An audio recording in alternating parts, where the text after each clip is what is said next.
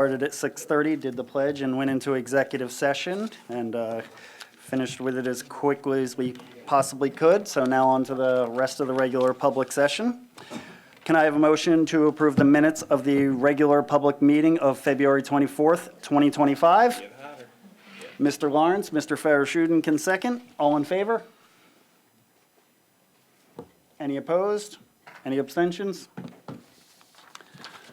All right, presentations. I'll hand it over to you, Dr. Diskin, to introduce the first of two presentations. All right, so thanks for coming out this evening. We'd like to introduce to you from the C&I department, Mr. Connolly and his team, Ms. Graff, Mr. Gontier, and Ms. Watts, who are going to talk a little bit about the humanities pathways, as well as some celebrations that we have around the district in regards to Black History Month and a lot of the things we do to be culturally responsive.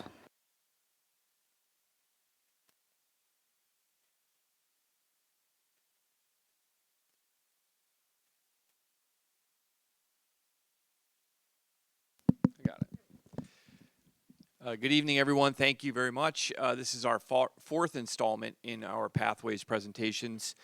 Just kind of giving an overview of our pathways into the high school and through the middle school and for the various content areas. This evening we'll be talking a little bit about the humanities and the pathways that are associated within social studies and world language, as well as talking about the celebrations that we have celebrated about our cultural diversity throughout the district, throughout the school year. So with that, I'm going to bring up Ms. Graff, and she's joined today by Ms. Watts and Mr. Gontier from both the social studies and the world language department, respectively. So, Ms. Graff.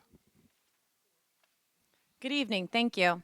And thank you to Ms. Watts and Mr. Gontier for joining me tonight. We are happy to present the humanities pathways and celebrations, as well as diversity within the district. So our focus for this presentation emphasizes 4 key points. 1, examining existing student pathways and content. This means evaluating the current curriculum and course offerings to ensure that students have clear, well-structured academic pathways, and to assess whether these pathways effectively prepare students for future academic and career opportunities, while also identifying gaps or areas for improvement. The second prong, prioritize consistency, cohesion, and equity. The department aims to standardize curriculum and instructional approaches across different courses and grade levels. Cohesion ensures that students experience a logical progression of learning from year to year. Equity focuses on ensuring that all students, regardless of background, have access to high-quality instruction, resources, and opportunities. The third one, continue to clearly communicate to all constituents. Transparency and open communication are key priorities. This includes keeping students, parents, teachers, and the broader community informed about curriculum updates, expectations, and available resources. And the last is provide ongoing support to our teachers, staff, students, and parents. This focus highlights the importance of professional development for teachers and staff, ensuring that they have the tools and training necessary to provide high-quality instruction. What is our why for this focus? This approach that you see up here ensures that the humanities department not only maintains a strong academic foundation, but also adapts to the needs of students while fostering a sense of pride and engagement within the school community. Here you see our current social studies pathways. We have the requirements for grade 9, 10, 11, and 12, and we also have our electives that each grade level is able to take. Changes for the 25-26 school year. AP World History will be offered for eligible freshmen who meet the targeted criteria on the AP at a glance for the 25-26 pilot year. 93 in Excel ELA, grade 8, 93 in Excel US 1 History Civics, grade 8. That is currently the targeted criteria. AP Human Geography will be offered for eligible juniors and seniors as outlined on the AP at a glance. AP Econ and AP Macro will not only be for seniors this year, but also to those who successfully complete AP Pre-Calc, meaning the grade criteria for eligibility, which may include 11th grade students. AP African American Studies will no longer just be offered as a pilot, it will continue as a permanent class. The eligibility criteria will be consistent with other courses. 4th year MHS requirement. Non-Western social studies AP will be waived for any student who appeals. There will be a link in the course catalog. So as you see here, these are our updated social studies pathways for the 25-26 school year, which will be available on our district website.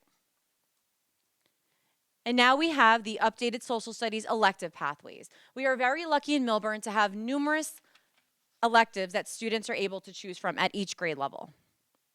Now I'm going to turn it over to Ms. Watch, the department chair for the social studies department at the high school. So she's going to talk a little bit about some of the celebrations in the high school. Hi. Can you hear me okay? Okay. Thank you for having me here tonight. I'm happy to share more about the exemplary Millburn High School social studies teachers and the courses as our department goes beyond other comparable programs in competitive high schools in New Jersey. Our goal is to maintain this standing. We have responded over the years to the changing college landscape, and our program offerings reflect that. We offer more CPA accelerated and AP courses in social studies than the districts we are competitive with, and we're providing opportunities for growth and performance that make our students stand out. I am most proud of the work with teachers and administrators to continue to develop the social studies program, to stay ahead of the curve and give our students an edge for college and beyond. Next year, as Ms. Graff outlined, we will now offer 2 core AP classes and 9 elective APs that range across the varied social sciences. We will offer CPA electives in economics and current events, as well as accelerated electives in studies like art history, women's studies, sociology, and human rights, to name just a few. We want students of all levels to have opportunities for learning and growth in the core skills of presentation, analysis, critical thinking, and spatial skills that our discipline has to offer. We are dedicated both in and out of the classroom to offer so much to the students at Millburn High School. Here are just a few of the many examples of what social studies teachers do to engage students and enhance their educational experiences. Our social studies teachers organize learning that takes place beyond the classroom. This is in the field trips that are provided for our students. AP African American students visited the National Museum of African American History and Culture as part of their studies. AP Psychology students visited the Museum of Illusions in their study of perception. AP Art History students will be visiting the Metropolitan Museum of Art as a review and preview of the work studied. We also are constantly integrating technology to enhance student performance, and one example of that is Class Companion, which is an AI program that is being piloted in some classrooms as a way to continue the feedback loop for students to grow their writing skills. There are many clubs that are affiliated with the Social Studies Department and our mission. One such club is the Social Justice Club. And this year, the Social Justice Club organized speakers to come to Millburn High School to discuss the October 7th terrorist attack and the war in Gaza. Each of the speakers brought a different perspective and viewpoint to the Social Justice Club members. Speakers from the 3GNJ organization, Holocaust survivors, and Syrian refugees are all slated to speak to our students in the spring. And events such as One Millburn Day are in the process of planning to create continued community workshops on issues relevant to our students. The framework is being laid for another successful opportunity in the 25-26 school year. And on a personal note, I just want to say I'm very truly constantly impressed by how my fellow social studies colleagues constantly want to educate and inspire our students every day. Thank you very much. Thank you, Ms. Watts. Now we're going to take a look at the world language pathways. Millburn is lucky that we have 5 languages that we offer. We have Chinese, Italian, Latin, French, and Spanish. I'll now turn it over to Mr. Gontier, who's going to talk a little bit about the celebrations within the world language department. Good evening. I had a speech prepared, but the font is too small, so I'm just going to pick what like is on the slide. So we're very proud of, like Mrs. Watt mentioned with her department, we're very proud of all the accomplishments in our department in world languages. It is a proficiency-based curriculum, and the pathways, if they tell you anything, it's a journey where, like, to success for students, right? Like, you can forget about, oh, you have to take this grade 9, grade 10. We have a program that really, you'll see, supports the use of languages, as opposed to the recall of grammar rules and vocabulary rules. We really want our students to get out of the classroom and experience Chinese, French, Italian, Spanish, Latin. A little bit harder to experience it outside the classroom, but we still have hope. Now, as you can see, and Ms. Watts mentioned it as well, the strength of our program resides in our electives. Thanks to the fact that we do have French and Spanish in the middle school and Spanish in elementary schools, we can offer advanced level, beyond advanced placement, electives such as Spanish business, French art and culture, which are electives you won't find really, I wouldn't say anywhere else, but it's rare. It makes Millburn very unique. And as you can tell, as you can tell from the Seal of Literacy achievements, since we started, we've had over 760 seals awarded. This is for seniors.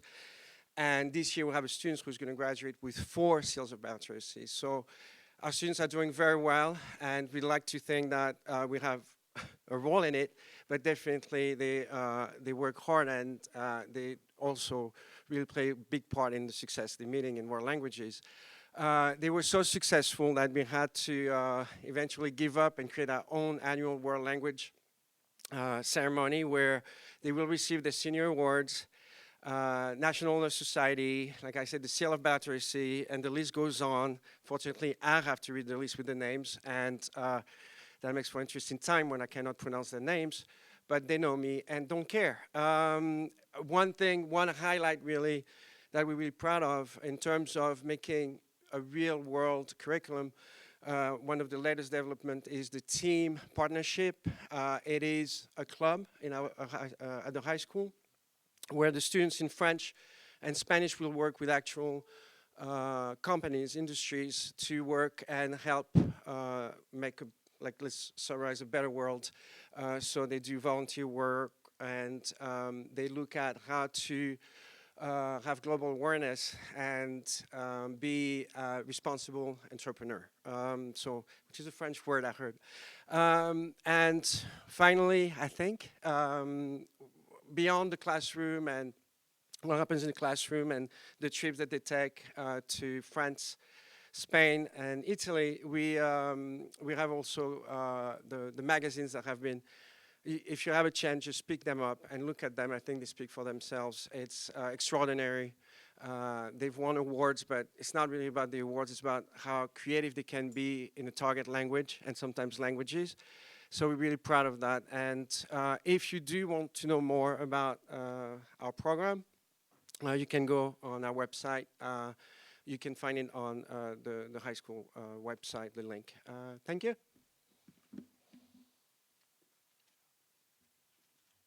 Thank you, Mr. Gantier. So I want to thank Ms. Watts and Mr. Gantier for being great leaders of their departments. They do a great job with their teachers. And I want to thank the teachers within the departments for being great with collaborating with one another, always looking for new and innovative ways to engage their students, and for really striving to ensure that their students have the best possible academic experience here at Millburn. So we will continue to meet. We will continue to review programs, courses, rigor, access to pathways, and continue to clearly and effectively communicate with all constituents to ensure the educational success, including social and emotional well-being. So in addition to Millburn being great with all of our content areas, we also do a great job of making sure that all students feel as if they belong within the district. We value diversity within Millburn. We have always in the past, and we will so moving forward. Belonging within the district. Millburn Township Public Schools values the culture and diversity of all students and is committed to creating an inclusive environment where every student feels supported and has a sense of belonging. The New Jersey Department of Education establishes the New Jersey Student Learning Standards, and locally, Millburn Township Public Schools develops curriculum to meet those standards while ensuring that learning experiences reflect and celebrate diverse cultures. Regardless of race, gender, sexual orientation, religion, or background, all students are included and represented in the district's curriculum and programs. Millburn Township School District places a strong emphasis on kindness, acceptance, and service to others. fostering a community that prepares well-rounded, engaged citizens through meaningful and inclusive learning opportunities. This is seen and this is heard throughout the district at the elementary level, at the middle school level, and at the high school levels. You can take a look at some of the pictures from all of our elementary buildings. The elementary schools celebrate diversity year-round through various lessons, activities, and events that foster cultural appreciation and inclusion. Students participate in service projects such as packing snacks for those in need, often in connection with meaningful observances like Martin Luther King Jr. Day. Classrooms engage in literature-based activities and highlight diverse voices, including book brackets for Black History Month. Annual traditions like Lunar New Year dragon parades bring the school communities together in celebration. Students also collaborate on projects that reflect themes of kindness, peace, and service, often inspired by influential figures. Weekly student-led announcements recognize Heritage Months by educating peers about notable cultural figures and contributions. Throughout the year, students experience cultural performances such as Chinese acrobatics and Afro-Cuban music, enriching their understanding of global traditions. The arts also play a role in diversity appreciation with lessons that highlight Black artists and other cultural influences. Additionally, school librarians curate book collections and theme displays to reflect and celebrate the diverse backgrounds of the community, ensuring students have access to inclusive and representative literature. This can also be seen throughout each of the buildings on the walls when you walk into each of the elementary schools. The goal of the middle school's One Millburn initiative is to enhance the school's climate and sense of community while fostering culturally responsive classrooms. During the first 2 quarters, efforts to support this mission included targeted lessons on culture and diversity, core value behavior reflections, and collaborations with No Place for Hate and peer leader advisors to coordinate impactful events. Looking ahead, upcoming initiatives include pop-up assemblies featuring the Black Student Alliance, environmental, international, and unified clubs, as well as a stairwell mural incorporating student and staff shout-outs. At Millburn High School, the Black Student Union, led by senior presidents Nana Ya Asante Danso, Obinawa from Pa, and teacher Miss Holness, created a week of action with open forums for the school community to attend and participate in. Black Student Union hosted a career panel discussion in the library as part of the week of action. The panelists, Councilman, Vice President, and Councilman at Large in Rahway, New Jersey, Jeff Brooks, Regional Marketing Manager Armando Pina, and real estate professional Austin Smith, discussed their experiences in the business sector and offered advice to students and faculty that attended the discussion. And I know Mr. Glatt was also in attendance there, and he had some really great questions. So it was a back and forth, and I think that the students really got a lot out of that. I'm going to leave you with one last thought from Maya Angelou. You are only free when you realize you belong no place. You belong every place, no place at all. The price is high, the reward is great. Our goal in Millburn is to ensure that all students feel a sense of belonging. Thank you.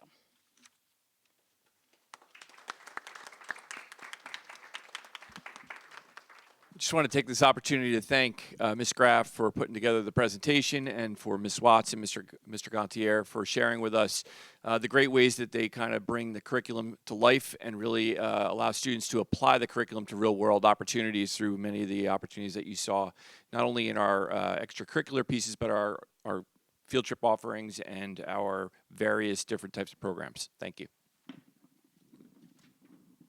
I was losing the mic again.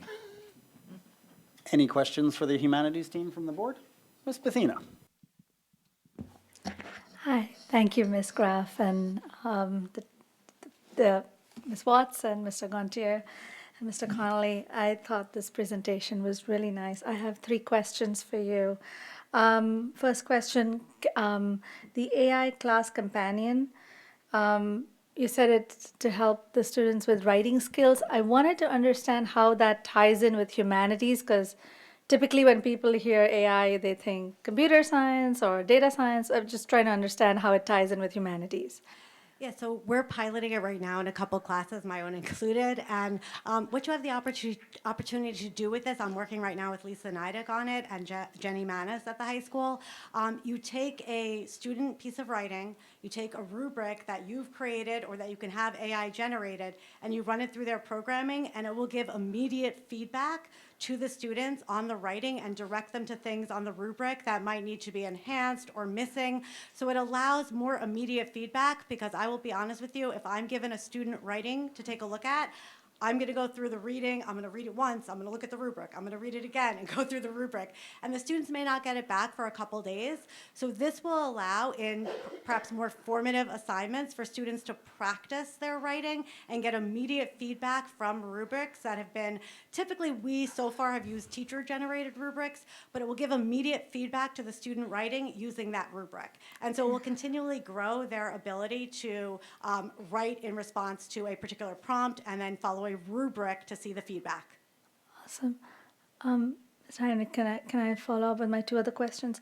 The AP African American Studies, I just wanted to understand, could that be offered to ninth graders? What's the prerequisite? What grade is that offered to? So right now, because typically in order to be most successful in that class, you would want to take US 1 and US 2. US Now, 1, some okay. programs do run US 1 and US 2 as freshman and sophomore classes. So they will offer AP African American History sometimes to 11th and 12th graders.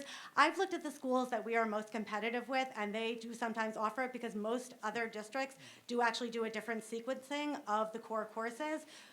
Prior to my arriving, it was a sequence of World, US 1, US 2, and we've used World History as a survey class that can easily onboard freshmen as they transition from the middle school, and it's been quite successful. So we haven't looked to change that order. But if you do explore the curriculum for AP African American History, a student would be most successful having already taken coursework in US 1 and US 2. And that's So, why our choice to sophomore. offer it to seniors was made. Oh, seniors, okay. Seniors, yes. Okay, gotcha. Yeah. Thank you. I think that's good. I'm good. Any other questions? Nope. Mr. Finkelstein? Just another thank you to the team up there, Ms. Graff, Ms. Watts, and Mr. Gantier, Mr. Connolly, for pulling all this together and all the work that the teachers do in the social studies and language department. So thank you, guys. Mr. Farashudin? Yeah, I would also like to add my thanks. I was a political science and history minor, so certainly appreciate the humanities. It kind of rounds out it. It gives you perspectives versus math and science, which teaches you kind of, it's black or white. So thank you for that. The one question I would have, we have a very rich variety of coursework. It's amazing for a high school, as you mentioned. I would ask the faculty and the program committee to look at what it would take to kind of open up the AP access. Whereas in certain science or math class there are prerequisites, in the humanities, if a student could stretch themselves and perhaps apply themselves in an AP class, I would ask you guys to kind of consider that. But thank you for your work. Yeah, that's a great point, and we're always looking for ways to open up access and pathways, so that's something we're still talking about, and we're going to continue. We have added AP World History for freshmen, but for the following year, we do want to look at more options for adding AP classes for 9th, 10th, and 11th graders to take as well.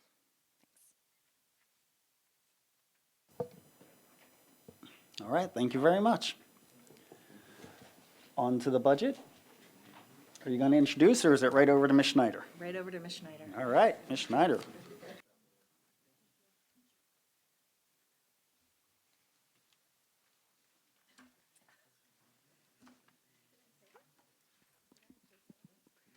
Good evening.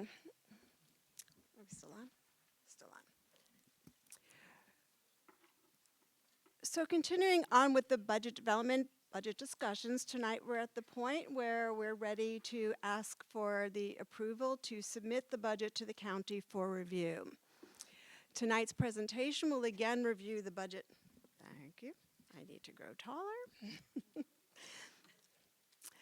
Again, review the budget priorities that we've discussed over the past few meetings, share a little bit more of the highlights of the 25-26 budget, review again the revenues as well as a little bit more about the expenditures and look at the tax impact. And then again, review the timeline for the budget. So how does the budget reflect our district priorities? Keep in mind, as I always have said, the budget is a planning tool. It helps guide us in the next year. It's not definitive in terms of the fact that you're locked into everything. It's the spending to allow you to do the different initiatives. So we start off the budget with really going ahead and meeting with all the different budget managers and getting their input in order to see how we need to use our resources to move forward with the different priorities. And again, the priorities, as we've said each day at the Times, start off by looking at the district goals. So again, the reminder of the district goals, we take into consideration the board goals, and then translate that into the key areas. Of course, the top goal is giving the efficient and effective curriculum and instruction, our main goal of the district. So you can see that the different district goals 1, 2, and 3 are all impacted or have impacted what goes into the budget. Things we've discussed before, the curriculum alignment, the enhancements, all of the things that we've been discussing over time. Enrollment changes certainly taken into account, as well as our ongoing reviews of capital and maintenance needs. Personnel, major part, as we'll remind you as we go later on, personnel does make up the majority of our budget, so basically all of our decisions somehow are impacting the personnel within the district. Technology support and transportation, of course, has become a major cost factor over the past couple of years with rising costs of that transportation. Breaking that down a little bit, just a little more detail of the budget priorities, important areas that were funded in this budget. Again, salary increase is really one of the biggest inflationary areas that we look at when we're developing the budget. Of course, we are still in negotiations, so we had to make assumptions about the current year's salaries as well as next year's. So both of those are built into that. Health insurance, as we've discussed before, we're getting recommendations to anticipate about a 17% increase in the state health benefit plan for the second half of next year. So that's built into it, and again, impacts our health waiver that we're looking to take advantage of. Property insurance, still getting numbers on that, but first shot, looking at possibly a 15% increase. We do tend to see large increases in insurance costs in general. Services and supplies, a little bit of an unknown with, we've seen increasing costs. All of us have been dealing with it across the board, but especially things going on at the federal level with tariffs and other things. There could be increases in the costs of all services and supplies going forward. And utilities, as we've discussed before, we've been given indication to anticipate electric expenses to go up by 20%, perhaps more. Because we're part of a consortium when we do our utilities, we have been given direction to anticipate a 15 to 17% increase because of the way that we take advantage of that consortium. But again, 17%, not too far off from that 20%. Curriculum and instruction, again, student access, assessment and grading, staffing alignment with any scheduling needs, and a big focus on the curriculum oversight as we're doing all of the pathways, looking for that alignment and continuity in all of the instruction that we do. And health and wellness, of course, student support and services, climate and culture. All of these things became major priorities in developing the budget. So how do we fund them? As we discussed last time, we were anticipating and did come to fruition a slight drop in the state aid that we received, a 3% drop. You can see over time, and again we discussed this the last time, that we have been seeing over the past 5 years a large increase in our state aid, especially in comparison to prior years. Back in 2008 timeframe, and we keep this long time frame on there just to emphasize the fact that when the fiscal crisis happened in the country and the world back in 2008, it took about a 2-year lag before it really hit for what was happening with our state aid. And basically at that point, we had no state aid, 0.67% of our budget at that point. It stayed low, and then again, about 5 years ago, they had an initiative to fully fund all of the districts, and we saw increases over each of those years. Last year was the top point. This year, unfortunately, they are looking at the formula once again. That formula is not finalized yet. They are still looking at it, but there were changes that were made to the state aid formula for this year. They also introduced a cap in both directions. The largest decrease that a district would see would be a 3% reduction in 1 year from the prior year's state aid. But there also was a cap on the other side of a 6%. You wouldn't go over that. So the funding formula is still in motion. We would have seen probably closer to $1 million decrease if they went strictly by the formula. Because of that 3% reduction cap, we only had a loss about $211,000. So we really need to keep a watch on that and anticipate going forward that there will be a continued decrease in the state aid over the next couple of years. If that $1 million it becomes the stagnant amount, then that's something that we should take into consideration, expecting that that 3% might continue for the next 3 years until we get to that. Unfortunately, when I was in a state meeting and asked the question specifically, do you anticipate the formula to be similar going forward? Do you anticipate that these caps will still be in place?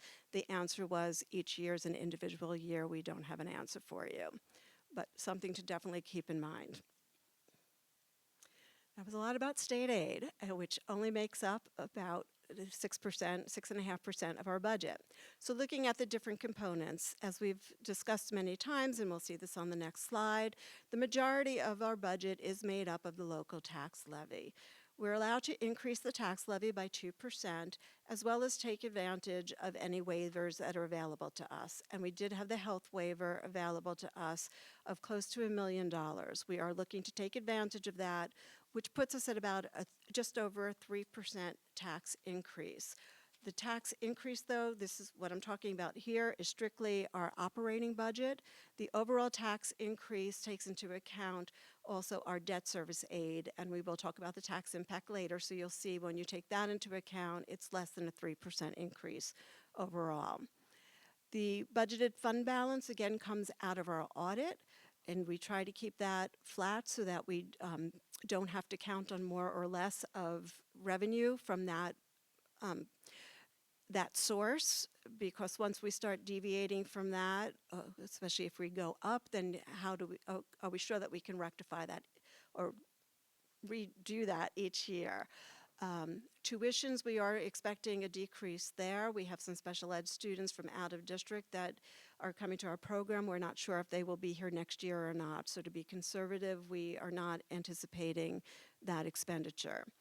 Facility rentals looking flat, subscription busing, considering that to be flat, and also for miscellaneous revenues. The other difference that we see are the reserve funds as well as additional fund balance. That $1,092,158 that shows there, that's made up of various components.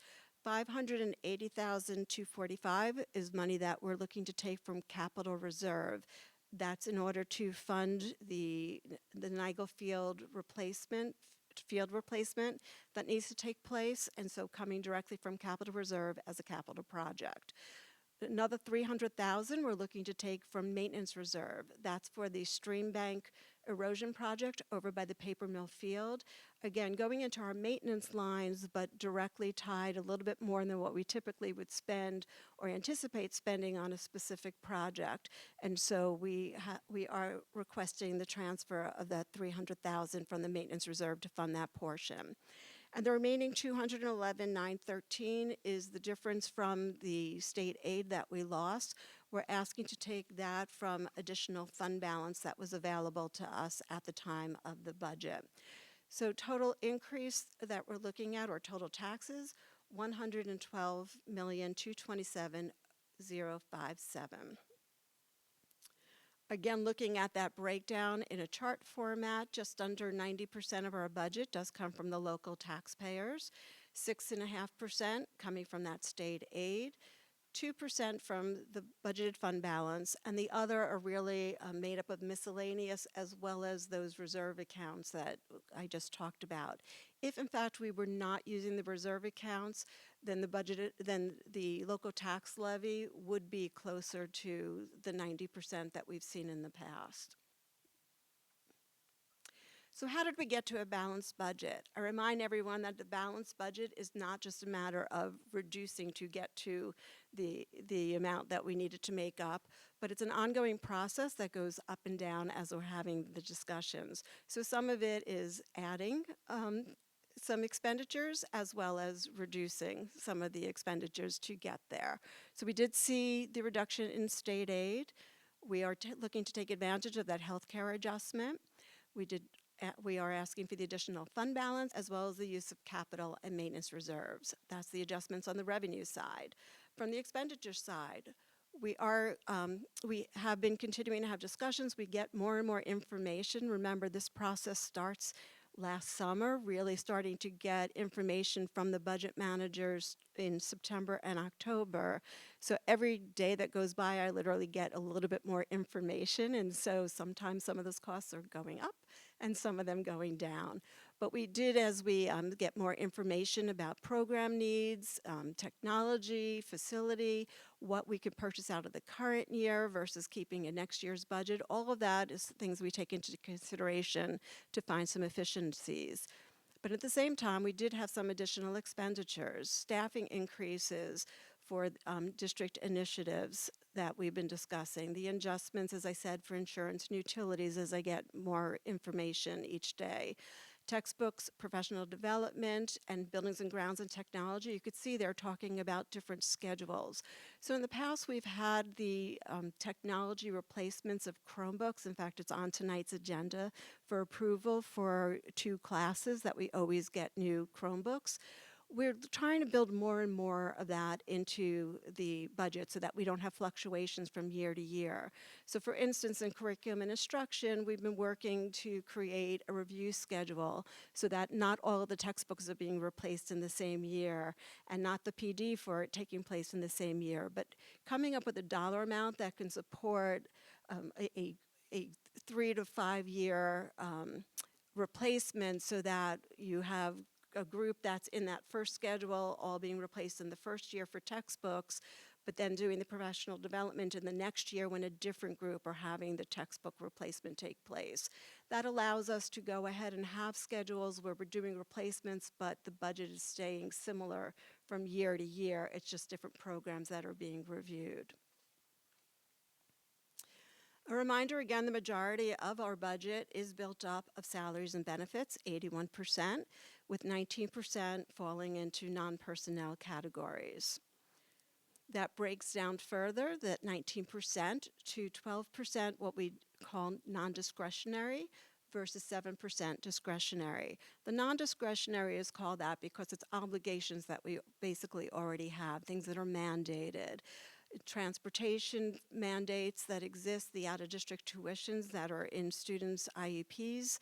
Utilities, again, we have to keep the lights on. Can we try to conserve some energy there and lower some of the expenses? Certainly something that we work on. We're working on an energy audit right now to try to find ways to reduce expenditures there, but we do need to keep the lights on. The ESIP, the Energy Saving Incentive Program, was the last time that we took advantage of an energy audit and got some funding to help move forward with some energy saving expenditures. It was done as a long-term lease, and so that is part of our operating budget. We're obligated to pay that. Again, buildings and grounds operating budget, these are not the larger projects that come up like the capital and maintenance projects that we're taking from the reserves, but our standard projects that we're obligated to do. Back in November, you approved a comprehensive maintenance plan. We are required to fund for those types of projects in the budget, so non-discretionary.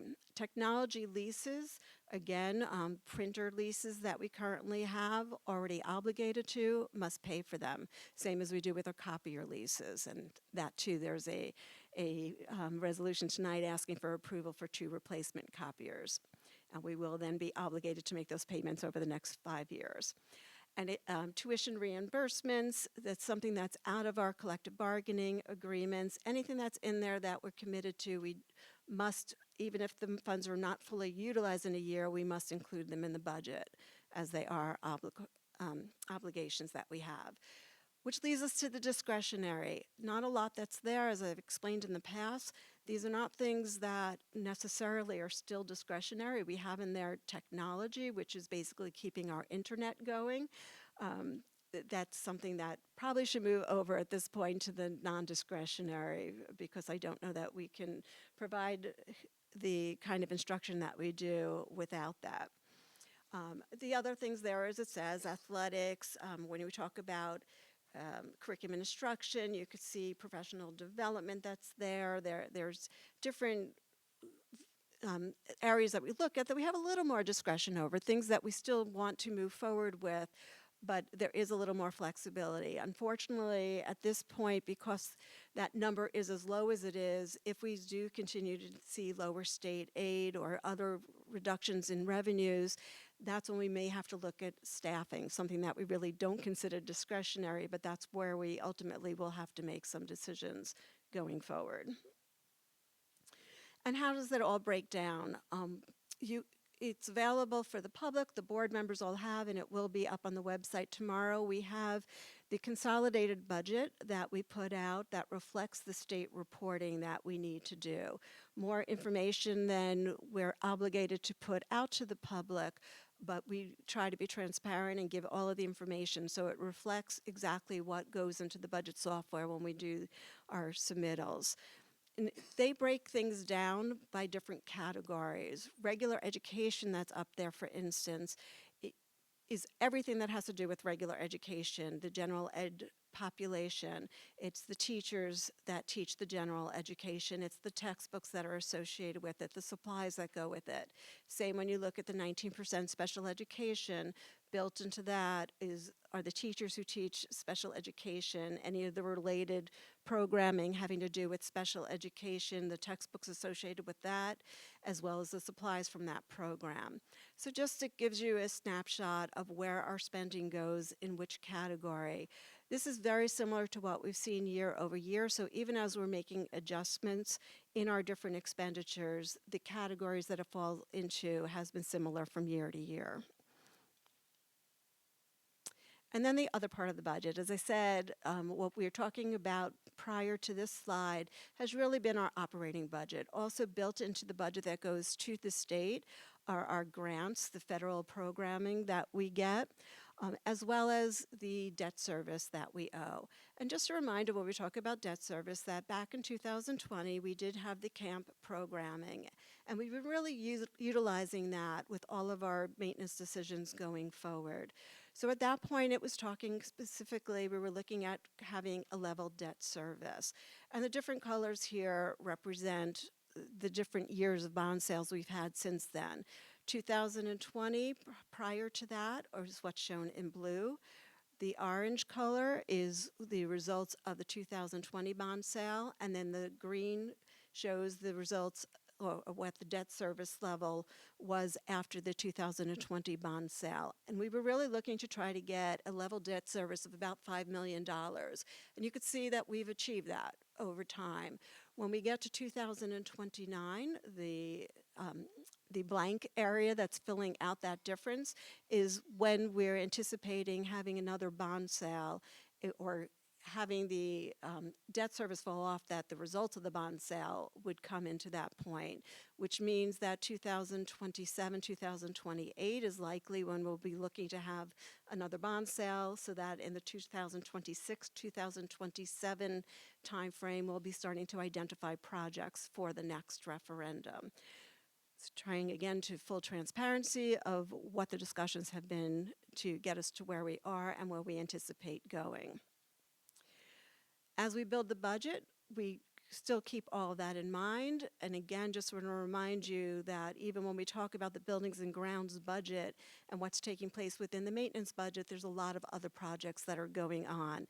We talked about, at the last meeting, we had the auditorium information. So the referendum projects for next summer include the high school auditorium as well as high school science labs, roofs at the high school, middle school weight room conversion, HVAC projects in multiple buildings, and the Hartshorn glass block wall. In addition to that, we are moving forward with HVAC projects at the high school, at Washington School, and at Wyoming School, that we got ROD grant funding, regular operating district funding, state aid, that the state funding gave us 40%, the district used 60% from capital reserve in order to fund those projects, so those also will be taking place. And then finally, the tax impact. So the top line, the top section up there talks about the tax impact on the school year basis, what we're asking you to approve for submittal. The hearing for it will be in May, but the submittal is the first step to get it to the county for review before we can have the hearing. General fund, again, we're looking at about a 3% increase. Because the debt service, we have been able to maintain that flat debt service, but in fact, with the sale having just been last year, we did get a lot of interest on the bond sale, and that goes right back to the taxpayer to help reduce having additional taxes. So we actually have a reduction in the debt service level of over 5%. Because that's such a smaller component, it doesn't quite bring down the general fund as much as the 5%, 3% average, but we are ending up with a total overall tax impact of a 2.63% increase. How that translates to your home tax bill. So keep in mind that the tax levy that we're talking about for the schools, again, is on the school calendar year. Your home bill obviously is based on the calendar year. So basically what happens is each year of the school year gets split between 2 calendar years. For instance, if you look at the 2024-2025 total tax levy for schools, $102 million, and divide that in half, it's $51 million. Half of that is in the middle section on the left-hand side. I'll actually move the mouse there. Over here, 50% affected the 2024 calendar year, the first half of the 24-25 school year, and then the second half goes into 2025 calendar year taxes. So you can see the 51 million on each of those sides.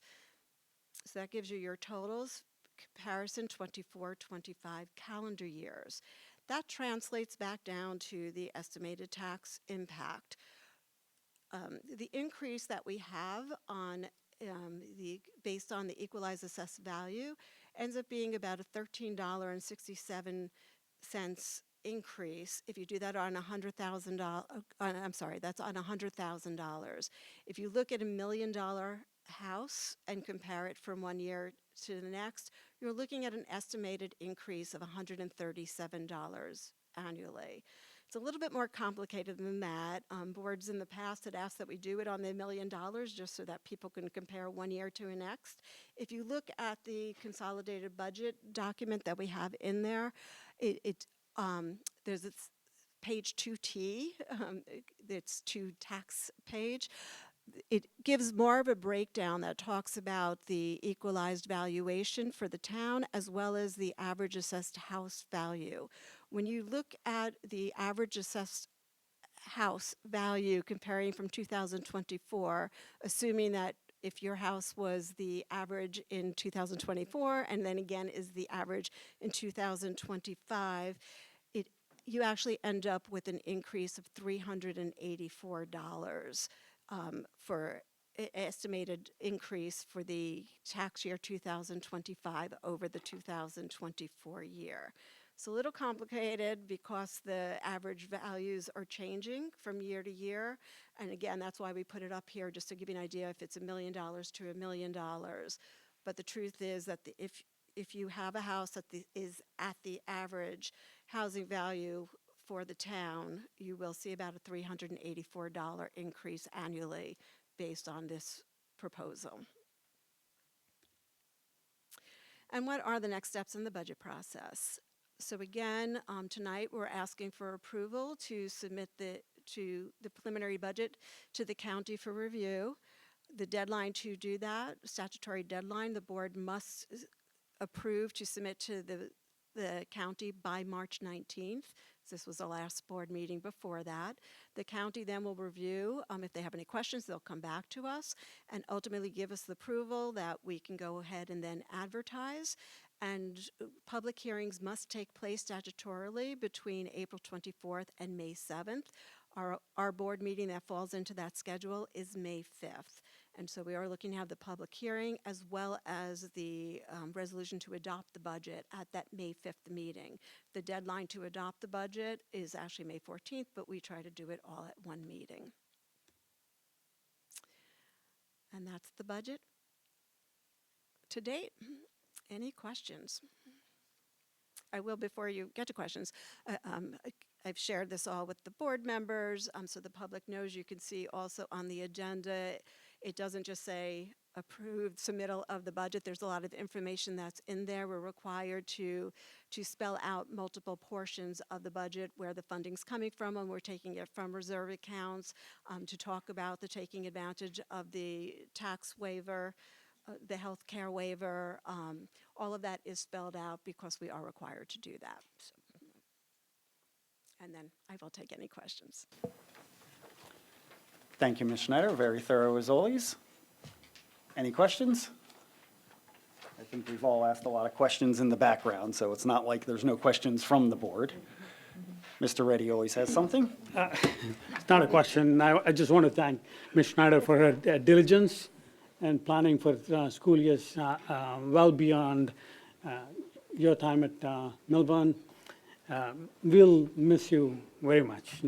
Also, I want to bring to the attention of the community with the recent board presentations focused on high school related matters.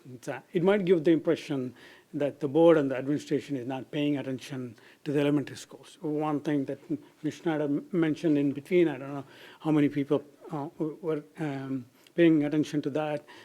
She was talking about making provisions for staff. A bunch of that is really additional staffing for elementary schools. Just wanted to note for the community. Thank you.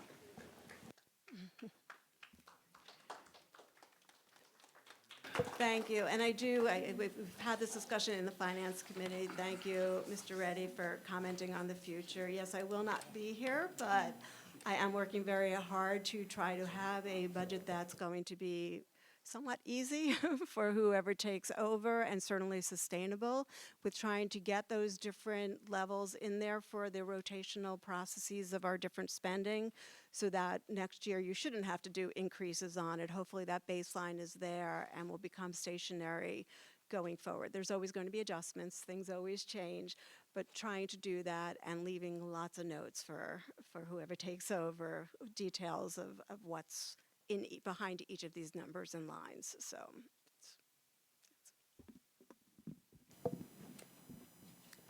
Thank you again. All right, no more questions? Moving on, Board President's Report. Just one topic I want to talk about tonight. I'd like to provide an update on the status of the organizational audit. As widely known, the board contracted with an external consultant in the fall to review the status of the organization. The primary goal was to determine how best to deliver the highest quality education in the most efficient manner while keeping a firm eye on the budget. Beginning in late December, preliminary findings have been discussed. As a result of these early and ongoing discussions, the consultant has engaged in a very thorough and thoughtful examination of how best to proceed. In assessing the relative strengths and weaknesses of various configurations and taking into account a variety of perspectives, the iterative process is concluded. Central office is responsible for bringing final recommendations to the board. It is also responsible for making recommendations to the board relative to staffing. The consultant has completed the organizational audit. The administration is assessing the report and presenting its opinions regarding the structural changes being recommended. Tonight, in executive session, we'll be discussing the administration's recommendations on the structure. Why I am mentioning all this is that we will likely present the plan at the next public meeting and will likely share details in other formal communications prior to the next meeting. The mandate of the board is to approve the structure, essentially the org chart of boxes.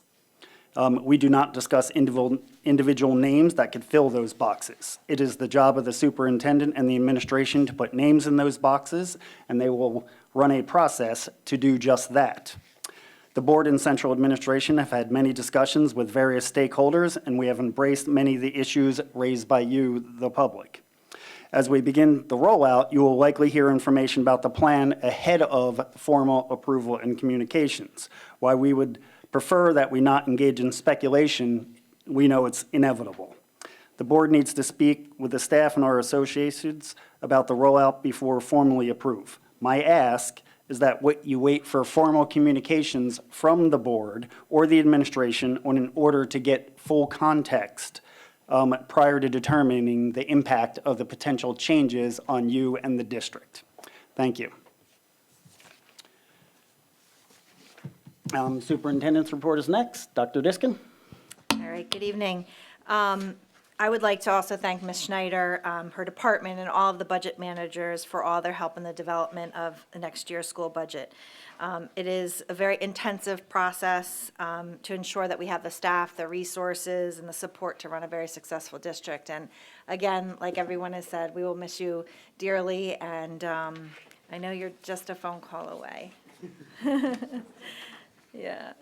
In terms of the principal search update, thank you to the parents at the middle school, Hartshorn, Deerfield, and Glenwood schools for meeting with me, and Assistant Superintendent John Connolly and HR Director Dave Bailey over the last few weeks. Your insights and your input into the desired qualities in your next school principal have been very helpful in looking at the applications as we begin to screen resumes and identify candidates for in-person interviews.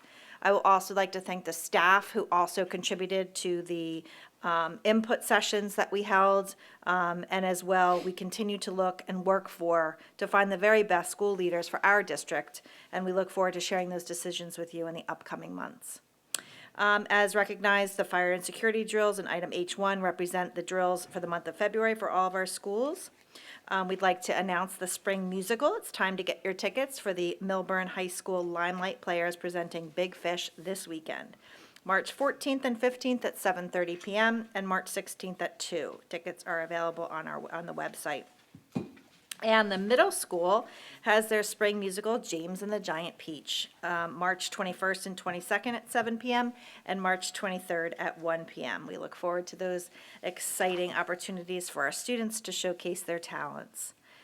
The Millburn Education Foundation honors science, technology, engineering, arts, and math with STEAM Fest 2025. This year's theme is Careers in STEAM, and planned activities will interest students in the community who are building towards their future careers. So check the websites and Miller Mail for updates. Important dates to begin with was Wednesday, March 5th, registration closed.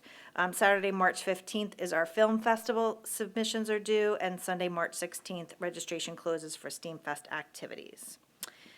Odyssey of the Mind. On March 1st, Millburn sent 16 incredible teams from 3 of our schools to compete at the New Jersey Skylands Regional Odyssey of the Mind competition held at Hillsborough Middle School. Our Millburn students demonstrated outstanding teamwork, impressive poise, and incredible creativity. Glenwood had 7 teams. 5 teams earned first place, 1 team earned second place, and 1 team earned 4th place. So 7 Glenwood teams advanced to the state finals on April 5th. Congratulations to them. At Washington School, 7 teams competed. 3 teams earned second place, 2 teams earned 4th place, and 2 teams earned 6th place. 3 Washington teams advanced to the state finals on April 5th. And at South Mountain School, 2 teams competed. 1 team earned second place and 1 team earned 3rd place. And both South Mountain teams advanced to the state finals on April 5th. And as you can see, the state finals will take place on April 5th. We wish them the best of luck. And Chess Team Championship, the 2025 New Jersey State K-9 kindergarten through 9th grade elementary and junior high school chess championships, which included over 500 students from across New Jersey, took place on February 23rd at Brookdale Community College in Lincroft, New Jersey. Teams from Washington School, Hartshorn, and Deerfield schools participated in this exciting competition. The Washington School chess team earned an impressive 3rd place in competition with 9 students who participated. Despite facing tough competition, the Hartshorn chess team once again earned a team trophy in the K2 section, coming in second place. 2 students earned individual achievements in second and ninth place. In the K through 2 division, the Deerfield team earned third place in the state, and in the third grades 3 through 5 division, the team tied for fourth place. So 7 Deerfield students competed in this division, and 6 students competed in the 3 through 5 division. And that concludes my report for tonight.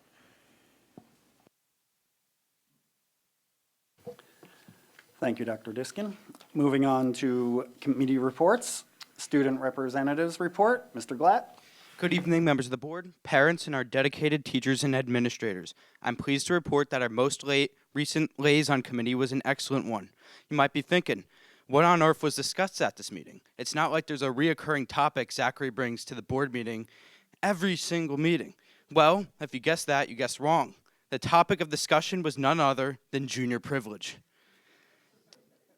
During this meeting, Dr. Marin had asked the liaison committee if there were any last questions, comment, or concerns that they could think of before parents received permission slips for juniors to participate in the 2-week program. The first concern brought up was that there could be overcrowding in popular destinations like the deli. Because of course, as you know, any amount of time is too long for a Millburn student to wait for his or her sandwich and precious iced tea. The answer to overcrowding was simple. Instead of all juniors having the ability to leave on the same day, they would be split into cohorts with designated days. Each cohort would be no more than 1/4 or 1/5 of the grade.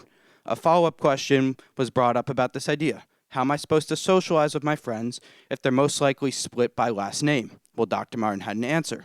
Students could sign up by Google form and organize with their friend groups which day they would pick. The last question was how sign-in and sign-out would work.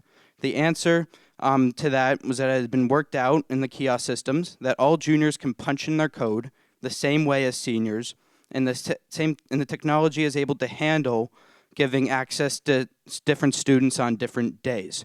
After this last assurance, there were no more questions, and the rest of the discussion was focused on dates for the trial. Mr. Connolly suggested the 2 weeks leading up to June, and Dr. Marin had suggested the 2 weeks following spring break. Regardless of when timing occurs, the liaison committee is very excited to see the trial play out. Thank you, and have a great rest of your evening.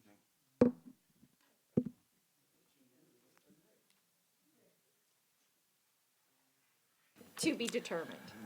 Thank you, Mr. Glatt. Is there any questions? All right, moving on, negotiations. That is me. Meeting on Wednesday, February 26th at 6:45 p.m. And thank you very much to the MEA negotiating team for accommodating that time. Board members present, Chris Heinrichs, visual ready, Noel Bigman. Staff present, Cheryl Snyder. Board present, Board council present, Mark Tabakin.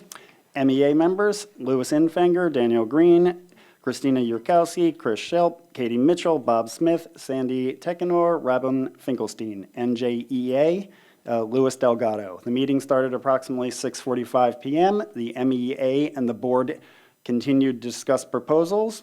We have meetings scheduled for March 17th and March 25th. The meeting ended at approximately 8:50 p.m. Respectfully submitted, Chris Heinrichs. Just a little more context. The discussions continue to go well. It's very procedural, which is time consuming. I don't think there's any disagreements that are holding things up. So it's just a process taking too long in all of our opinions.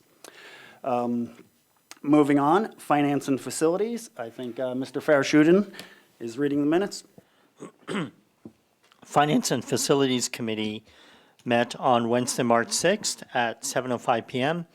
Board members present were Brian Lawrence, Chair, Asaf Farashudin, Jennifer Bathena, and Noel Bigman. Staff members present were Cheryl Snyder and Dan Knipe. The committee discussed the following items. We reviewed and discussed the 5-year capital and maintenance plan. The PTO at Millburn Middle School will be providing a tribute tree for a student who passed away. The energy audit application will be submitted before the end of March. There is an old Hartshorn unused water fountain that is being removed. Glenwood basketball backboard donation by the PTO. Millburn High School chiller update. We will be planning to add acoustical panels. The steam bank erosion in coordination with the paper mill and the township. The Millburn High School backfields feasibility, which we discussed and had an update. And there is a township request for temporary use of the education center for meetings while they're renovating their facility. We had a review of the budget presentation that everyone just saw some time ago, and we recommend the following items for approval by the full board, which you will see later on in the agenda. Millburn High School gym floor resurfacing, Northeast Interior, Millburn High School power washing, Northeast Interior, Millburn High School auditorium lobby renovation, TGG floors, Millburn Middle School vocal room flooring, Keystone Sports construction, the Nigel Field turf replacement, copy machine leases for Millburn High School and Millburn Middle School, the transportation contracts for 2025, 2026, Chromebook and Chromebook cases for 5th and 9th graders, SHI International for Sophos security software, E-Rate Consulting annual services, and the recommendation to submit the budget that Ms. Schneider presented to the county before the deadline. The meeting ended at 9:18 p.m. Respectfully submitted.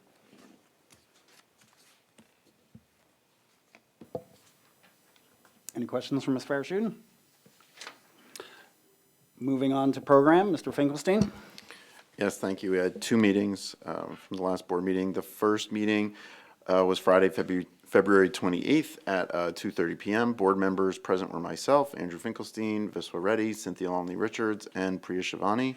Staff present was Dr. Diskin, Mr. Connolly, from the C&I department, Ms. Young, Ms. Martin, Ms. Abrams, Ms. Graff, Dr. Myron, and Ms. Watts, and Mr. Gantier from the high school.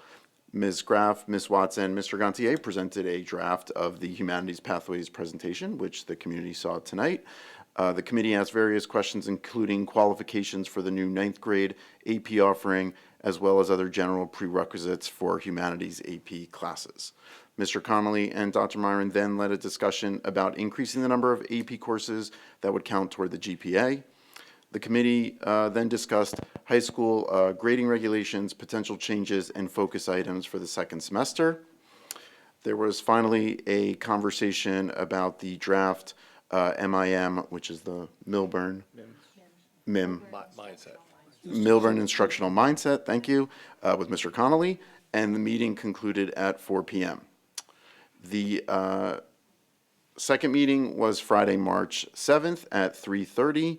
Board members present were myself, Andrew Finkelstein, Mr. Reddy, Ms. Longley Richards, and Ms. Shivani. Staff present was Dr. Diskin and Mr. Connolly. The committee discussed some of the midterm data and reviewed a draft presentation from Mr. Connolly. The committee requested some additional data and graphics for review, which will be upcoming. The committee then also raised some follow-up questions that had come from the community and others related to the ELA AP pathway changes that were discussed at our prior board meeting. And the committee also briefly discussed the 8th grade math eligibility requirements. The meeting concluded at 4:45 p.m. Respectfully submitted, Andrew Finkelstein. Any questions for program? Ms. Shivani? Just one comment. I think on the math pathway, I believe there was some confusion that there's been a change, but I think what we discussed is that there has not been any change to the criteria for math. Yeah, okay. Just wanted to clarify that. Thanks. Ms. Shivani, governance? Short update. Governance Committee met on March 5th at 5 p.m. The staff members present were Dr. Diskin, Mr. Conley, and Mr. Dave Bailey. Board members present, Vishwa Reddy, Brian Lawrence, myself, and Ms. Jennifer Patina. The committee reviewed Policy 5710, which is being presented for second reading and vote this evening. Mr. Dave Bailey reviewed the personnel report with the committee. The meeting concluded at 6 p.m. Respectfully submitted, Priya Shivani.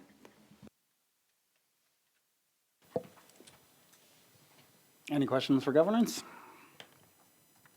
Moving on to the administrator reports. Assistant Superintendent report, Mr. Conley. Good evening, everyone. The high school will administer the New Jersey Graduation Proficiency Assessment, the NJGPA, to all juniors on March 10, 11, 13, and 14. There will be no testing on Wednesday, March 12th, due to the early dismissal and the 8th grade orientation. Students in grade 11 must take and demonstrate proficiency on the NJGPA, which includes content aligned to grade 10 New Jersey Student Learning Standards in ELA and the New Jersey Student Learning Standards in Algebra 1 and Geometry. AP Lang and AP Lit sequencing.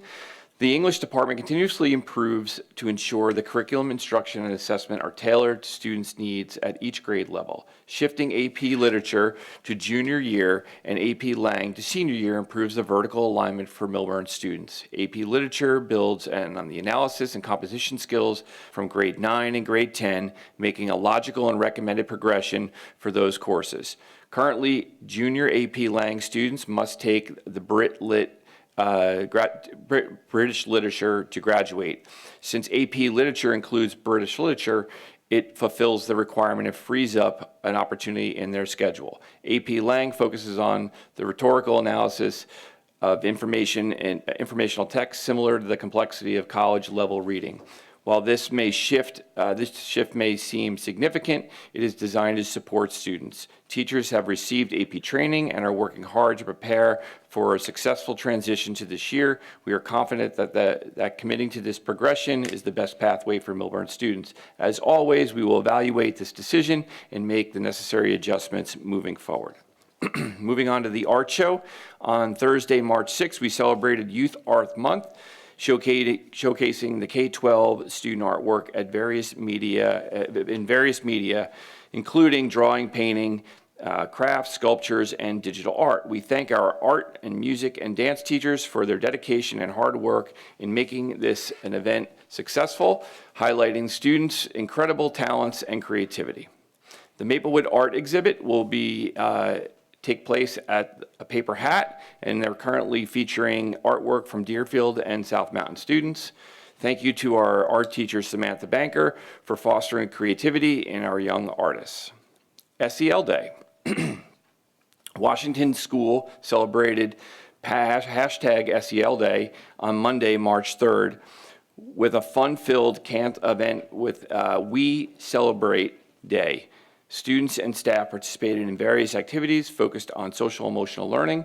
The day included yoga sessions in the Zen Den, in the Teacher's Lounge, mindful journaling, conflict resolution, self-regulation lessons.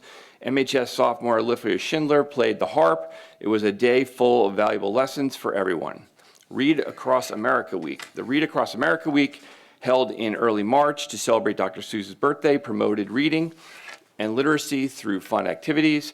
From March 3rd to the 7th, local elementary schools participated in exciting events. Wyoming School had students read with buddies, swapped classrooms for book time, and read together in the hallways. South Mountain hosted a read aloud session with staff, dressing as Thing 1 and Thing 2.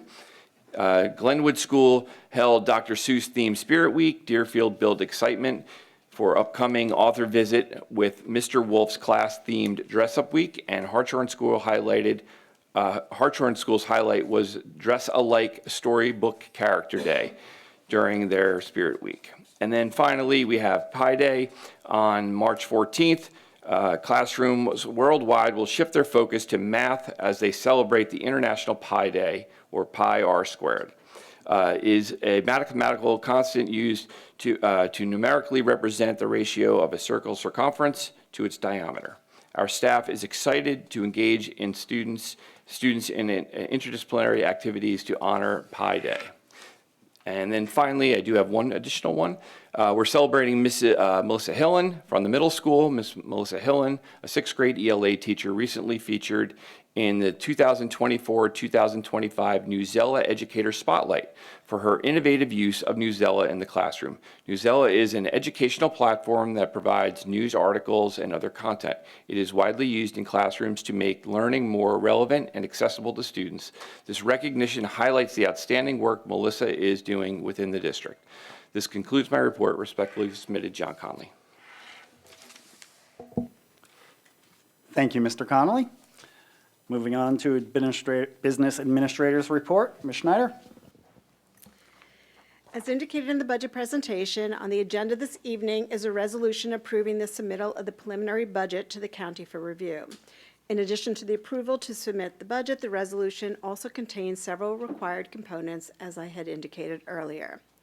This time of year, we will start to see a number of renewals for the 25-26 school year. On this agenda are a number of renewals related to transportation and technology.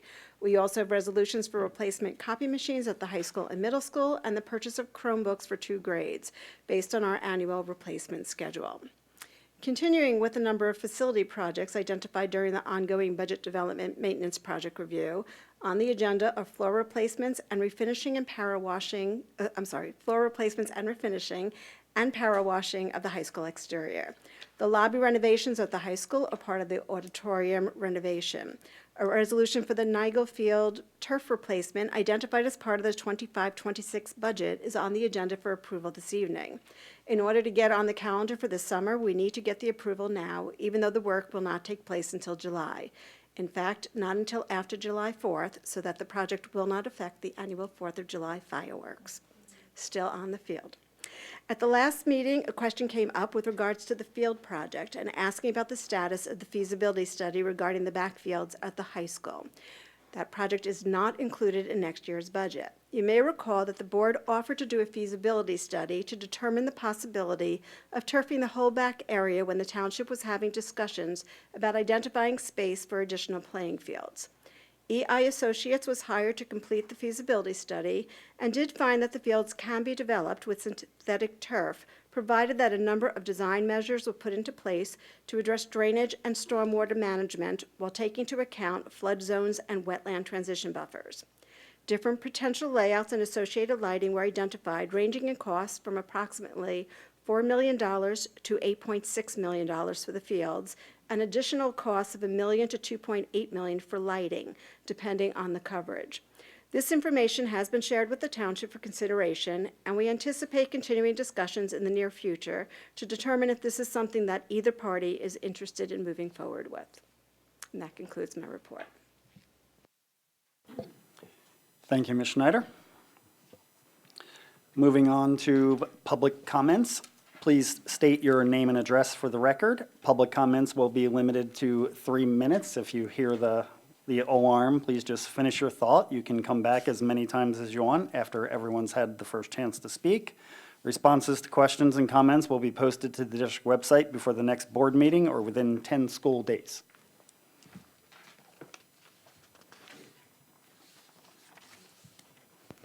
And the microphone is already on, so.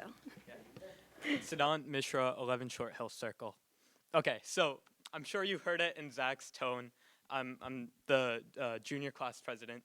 Us juniors are really happy about what's happened with junior privilege, obviously, and we really did genuinely want to thank you for considering that proposal. It wasn't too long ago when my fellow juniors were telling me that it would never get done and it's just a dream. But no, you made it happen. Dr. Myron made it happen, and we really do appreciate that. The other thing I wanted to bring up, which hasn't been brought up in a while fully, is test corrections, because we saw their short-term effects, and we saw how great they were. And I think that now we're also seeing the good long-term effects, because when I was studying for midterms, I had already revised that content actively when I was preparing for test retakes, and that helped me a lot. Now, going into AP exams in about 2 months, being able to do those test corrections and look over what I did, which also encourages me to look over, I am able to review much more effectively, and I notice myself going for office hours much more often so that I don't have those doubts. So I do think that test corrections have really paid off, and especially in the higher grades, like 11th grade, everything that we do is cumulative, so we really can't afford to forget anything, and test corrections has helped with that.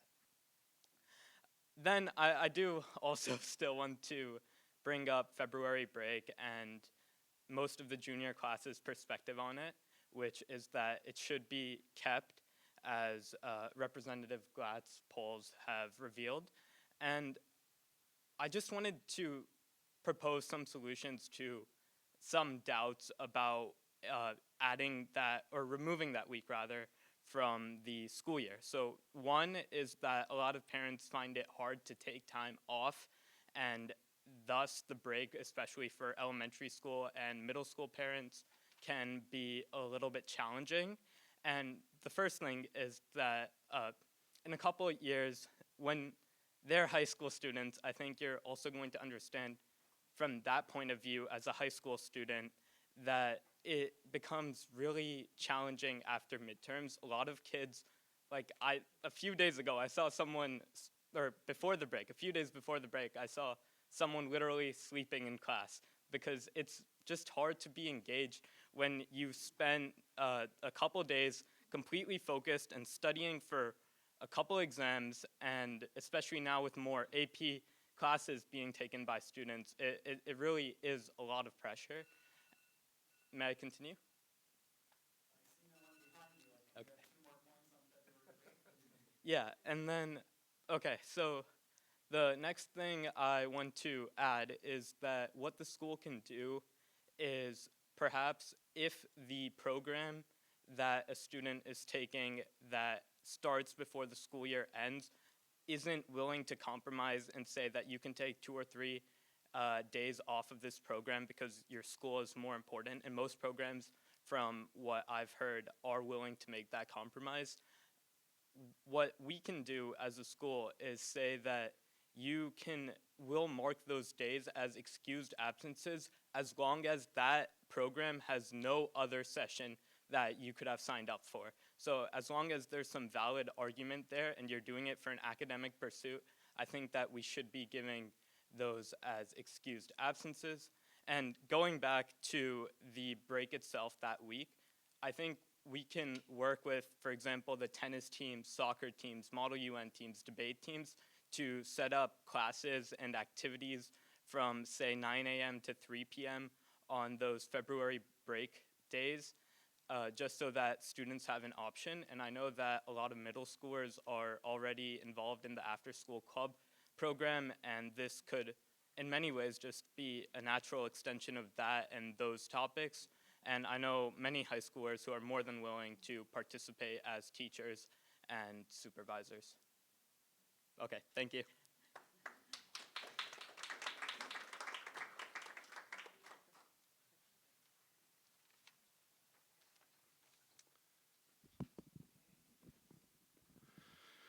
Christian Germa, 17 Northern Drive.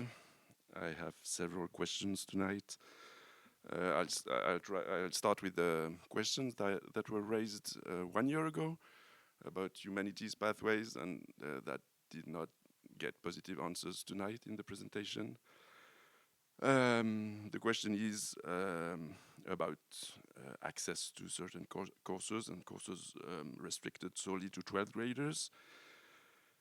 So the questions are, why isn't AP art history not made available to 10th graders and as an elective? Does anything justify this restriction? Why are psychology courses restricted to 12th graders, both for psychology 1 and 2 and AP psychology? Why can't these courses be made available to 11th graders or even 10th graders, as they are in many other districts? AP Psychology's prerequisite is a grade requirement in US History 2. Does it really make sense? Just a few years ago, departmental recommendation seemed to allow broader access. Why has this been changed? And finally, why do several AP courses still remain off limits to 11th graders, even if they have actually completed the College Board recommended prerequisite? AP African American History was mentioned, but you could also have mentioned AP Comparative Government, AP Economics Macro Seminar, or even AP Economics for students who will have completed pre-calculus in 10th grade. I end my questions with a comment that should be the mindset for all subjects, not only for humanities. Any prerequisite or restriction that lacks a compelling reason should be reconsidered and removed. And that would also apply to the sequence of AP Language and Composition and the AP Literature and Composition. Why don't you let students choose what is best for them?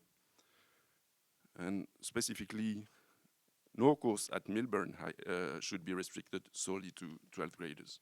Thank you. Thank you, Mr. Germa.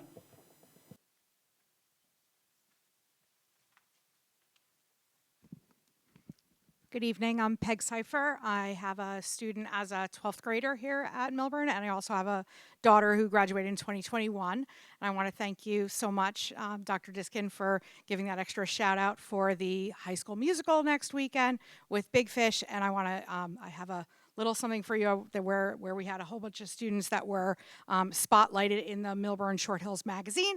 So I want to show you that.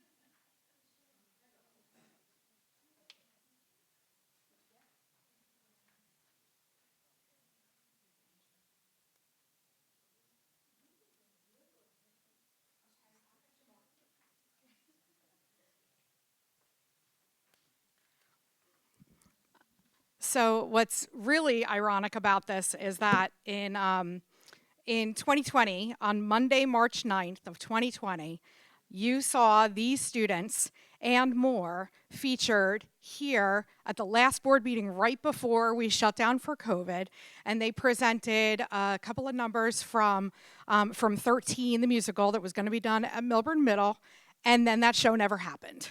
So the high school show got off the ground that year, but then the middle school one did not. So, you know, all of the shows that these kids have done, they never had any more middle school shows, but all of the shows that they've done at the high school have been really, really special to them. And, you know, they end up getting such a strong foundation and their passion for the stage. So you'll see that 5 of the seniors were highlighted in there. And I kind of wanted you to know, when the students have that kind of passion and then they want to pursue it in college, you know, we get so caught up here about test scores and SATs and GPAs and all of that.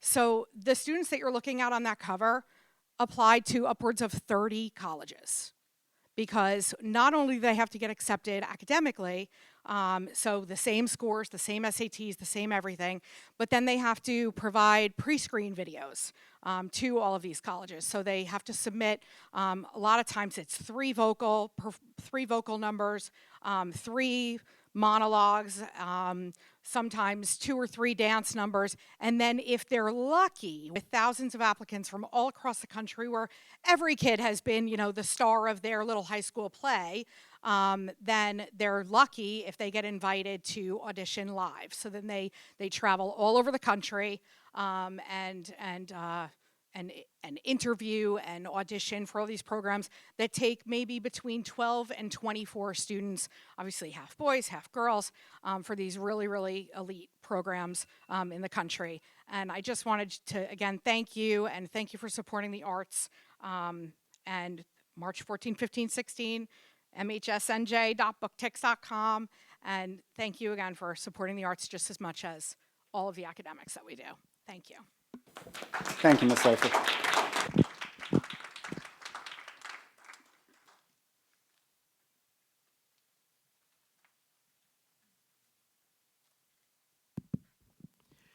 Hi, my name is Swagato Acharji. I'm a resident of 136 Old Short Hills Road.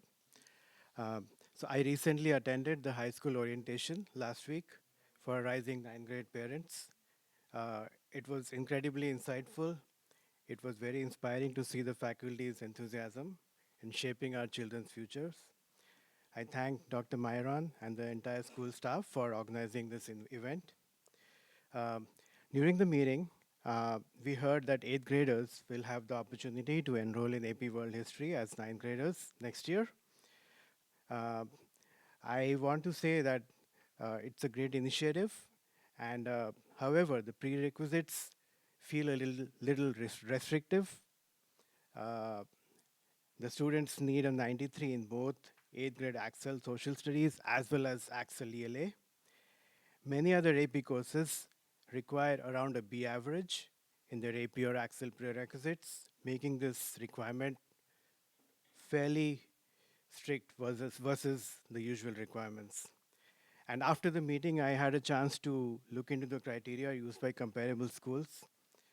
Princeton uses cutoff of around B in the prerequisite courses. Syosset New York, they don't have a cutoff. They just rely on teacher recommendations. Livingston allows students to qualify through a summer assignment. And the College Board, which administers AP exams, they don't have a mandated requirement for this course. So considering that it's a pilot, it would be more prudent if we could use a more appropriate criteria based on where our other schools, our comparable school districts are. And given the adjustments we made to our AP courses last year, it would be very reasonable if the cutoff could be set somewhere around a B average. And this aligns with the average of the other schools as well. We also learned, Dr. Myron mentioned this in the meeting, that roughly, I'm not sure, maybe around 10 students would be eligible to enroll or would enroll. And the school has already purchased 40 books. So this suggests that there is both capacity and interest to accommodate more students. So I would respectfully request the administration to please revisit these criteria and consider adjusting them to create a more inclusive opportunity for students eager to take on this academic challenge. And also, this course is only being offered in 9th grade, so motivated students whom, let's say, barely miss this criteria, they don't have an alternative but to self-study and probably take the AP exam independently next May. Had they been aware of the eligibility criteria, they would have better planned their efforts from the beginning of the school year. So I would,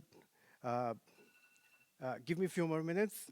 So I hope that the board and the administration will take this into account and finalize our course enrollment policies accordingly. Thank you. Thank you. Hi, good evening. I'm Tara Halpern from the Glenwood section. I have a senior, a sophomore, and a seventh grader. I want to thank the art department for the amazing show that was put on this week. My middle child participates in the art program, and it's such a phenomenal opportunity to use the other side of the brain. And it's not talked about a lot, but it really is a highlight of our district. I also want to bring to light a concern I have regarding the pathways for ELA, and I just hope, I really, really, really hope that whoever teaches AP Literature next year to the juniors, which will hopefully be my child, will remember that those students have not taken AP Lang prior to taking AP Lit and will be coming with a different set of skills and will not be compared to students who have already taken AP Lang because they will be at a serious disadvantage, and junior year grades are extraordinarily important for college applications. And last and extremely important, I've brought up this many times over the years, that CPA classes are weighted at the same level as CPB classes, meaning that CPA students do not have an opportunity to distinguish themselves from CPB students. All the conversations about pathways have totally left out CPA students on their opportunity to move into accelerated classes.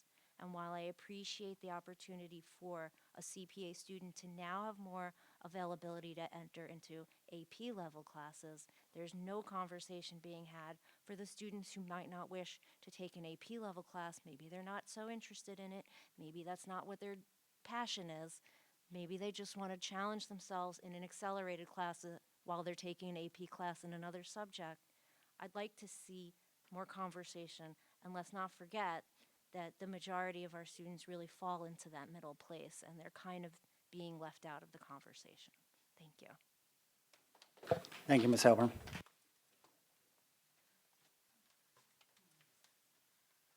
Hello, my name is Jeffrey Feld, 11 Alexander Lane, Short Hills, New Jersey. First, I want to compliment this board because there was an article yesterday talking about the City of Newark Board of Education and how they do not really invite citizens' comments, that you had to, like 2 weeks before, had to sign up to speak about things you don't even know. I want to give you as a shout out, as a compliment, the recognition of the Open Public Meetings Act, allowing the public to speak. As to the policy ordinance, I suggested some drafting concerns. Please really consider them. About one, when at the first level do you provide the written documentation as to what the problem is? And the second, after what we've been witnessing on the federal level, delegation of authority to someone that's not been appointed or elected. Because as the way it's drafted, once it leaves the first level, goes to the second level, which is the principal or the superintendent, they could delegate the decision-making to someone that no one knows about. They should be, the policy should say they can rely upon, but they should not be able to delegate the decision-making to someone that you have not authorized, such as a doctor or a lawyer. The decision-maker relies on the administrator. As to the budget, I think there needs to be a little more additional information provided to the public. One, we have the numbers today, but like the number of students. Has there been the trend downward? How many students are now going to private school? That information really has to go into the budget because this year we're exceeding the cap. Years ago, before we shifted the elections to November, you had to go to the public for a vote onto the budget. And I don't think it's been explained, because we're exceeding a cap, do you have to get permission from the public or do you get permission for someone else? Because it's not clear, because it also seems that you're taking money from the surplus and from various reserves to get to the number, and I think that should be clarified to the public. And also, I think should be, when we start looking at this, that because of these shifts in pathways, what are the increased costs that we're confronting in our budget? That wasn't, you had a slideshow, but it really, the heart, as a former lieutenant governor told me, the devil is buried in the details, and we need to know the details. And that's what we're teaching our students in the various courses in high school, is how to have a healthy skepticism of authority. I have bought my tickets. Shout out for these performances. These kids are great. Go to the show. My kids were in the pit band. It's the arts. But when you look at the details, we're taking monies from the arts in this budget. Feasibility study about the fields. I made an open request. It was denied to me. Based on the statement, will that feasibility study now be available to the public, or will it be hidden that it's now still a negotiations and drafting? Finally, when we talked about Dr. Seuss, The Cat in the Hat. The Cat in the Hat is based on my law school professor, Gray Thoron. You never know in life who's going to influence you and where they'll show up. Thank you. Thank you, Mr. Feld.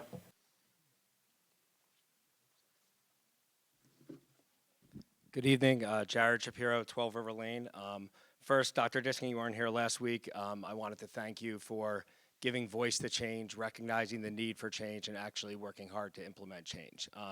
I think AP Access is, last week I spoke, it's about timing, and it's about who. And I just want to use this as an example, but it's about the greater picture. So tonight we saw a change to AP African American, and I appreciate the need to standardize access. But it was really the only course, one of the only academic courses that allowed CPB kids to have a chance. because it didn't require you to be at a certain level. So now by eliminating that, and you look at the whole system in totality, we've lost the opportunity for CPB kids to have a chance in senior year, which I think it should be earlier, to take this AP course. We got to give all kids a chance.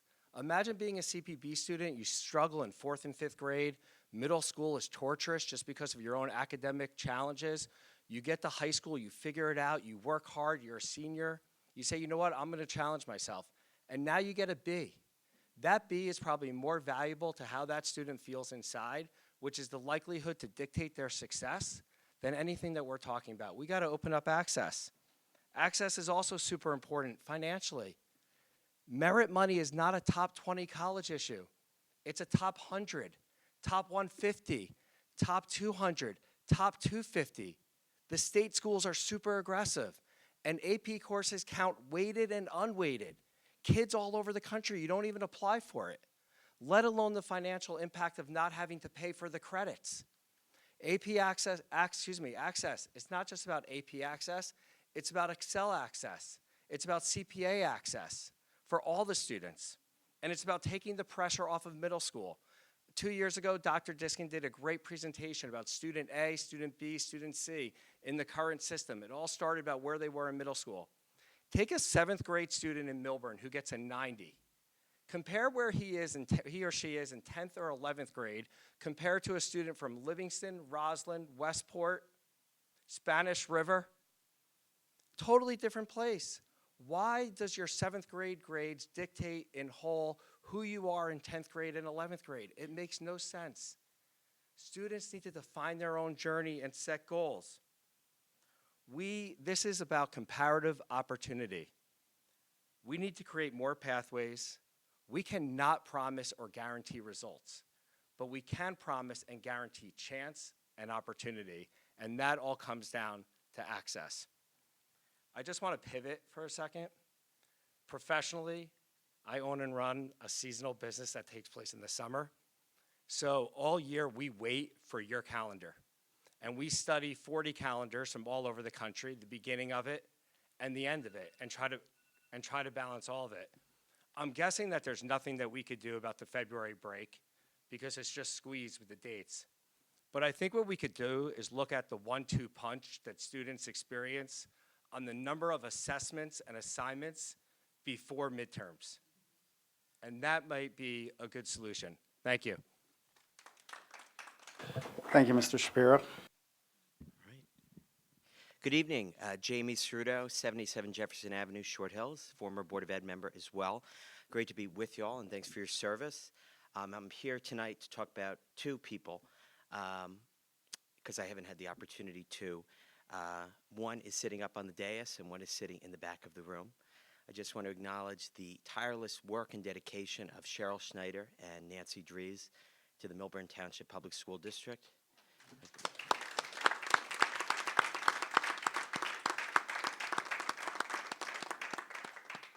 Having both worked with them in a professional capacity and been mentored by them in a personal capacity, I can say that this district and this community has been served well. They've been vital parts of our education system and also our community.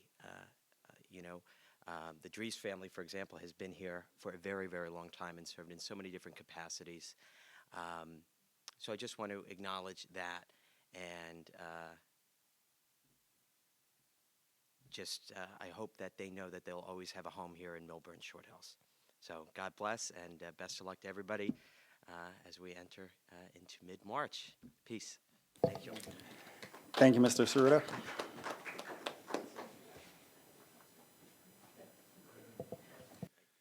It's me again.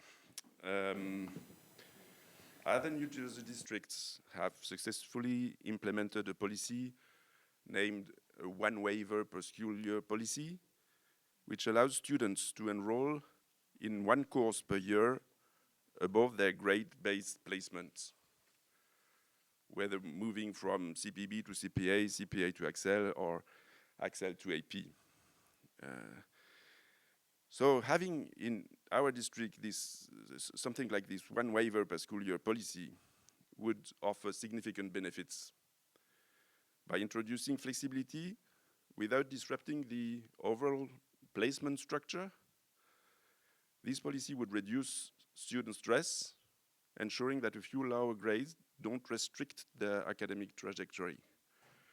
It would also, as was mentioned earlier, encourage students to challenge themselves in subjects where they are motivated to grow. I would add that it would also save your administration considerable time by reducing the volume of parent and student requests for exceptions to the rules, which are said to be many in our district. With course selection for next year already underway, could your board promptly adopt such a policy so that it is available to students for the 2025-2026 school year? Thank you. Thank you.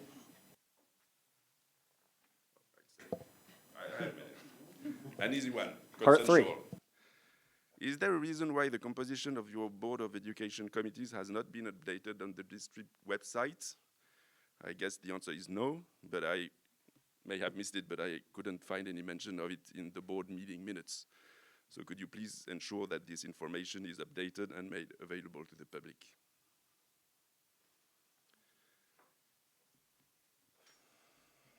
Continue. Next question. I have been advocating for some time now, along with other community parents, for aligning MHS graduation requirements with New Jersey state minimums, as other high-performing districts have done. This change would give students greater flexibility in their course selection. Social studies requirements would be reduced from 4 to 3 years, and world language from 2 to 1. The common arguments I have heard against this alignment seem pretty weak. One claim is that MHS requirements reflect what colleges expect. If that's true, students will naturally follow MHS recommendations. But there is a significant difference between recommendations and rigid requirements. And in some cases, these recommendations are obviously questionable. For instance, I am unsure that bilingual or trilingual students that we have in our district really strengthen their college applications by taking 2 consecutive years of the same foreign language, especially if it is their native language. What's even more puzzling to me is the introduction of a waiver for the 4-year social study requirement in the new MHS course catalog. Thus, I have 2 questions on this matter. How does the administration have the authority to waive a clear Board of Education policy requirement? And second, what criteria will determine eligibility for such waivers? Thank you.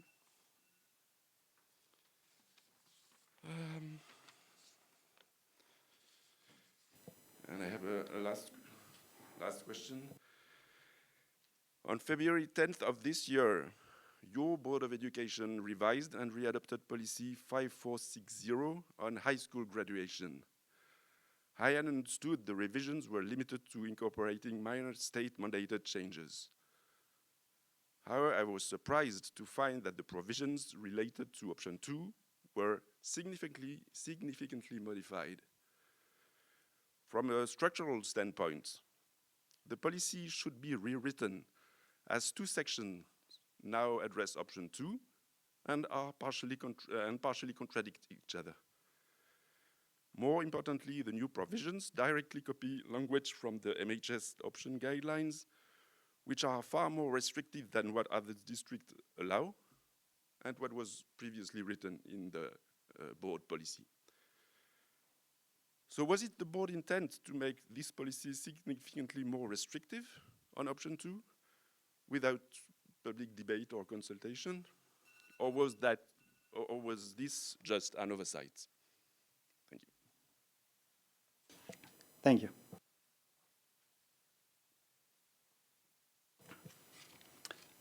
Any more public comments? All right, moving on. No discussion items for tonight. Moving on to board action items, instruction agenda items. Any carve-outs? Can I have a motion to move instruction agenda items M1A through H in consent agenda format? Mr. Lawrence, Ms. Shivani can second. All in favor? Can I have a motion to approve instruction agenda items M1A through H in consent agenda format? Mr. Farashudin, Ms. Longley Richards can second. Resolve to review / affirm the superintendent's recommendation of the HIB investigations for the period of 1/23/25 to 2/7/25. B, resolve to approve professional development requests. C, resolve to approve a settlement agreement for student number 18804 regarding educational programming costs during the 2024-25, 25-26 school year. D, resolve to approve a settlement agreement for student number 20689 regarding educational costs during the 2024-25 school year. E, resolve to approve out-of-district special education placements for the 2024 through 2025 school year. F, resolve to approve additional high-impact tutoring grant award allocation in the amount of $12,220. G, resolve to approve the following new course for the 25-26 school year, AP World Modern, grade 9. H, resolve to approve the following textbooks adoptions as listed below. Any comments? Roll call, please. Ms. Bethina? Yes. Mr. Bigman? Yes. Mr. Farashudin? Yes. Mr. Finkelstein? Yes. Mr. Lawrence? Yes. Ms. Longley Richards? Yes. Mr. Reddy? Yes. Ms. Shivani? Yes. Mr. Heinrichs? Yes. Motion passes. Thank you. Can I have a motion to approve the personnel report dated March 10th, 2025? Mr. Bigman, Ms. Shivani can second.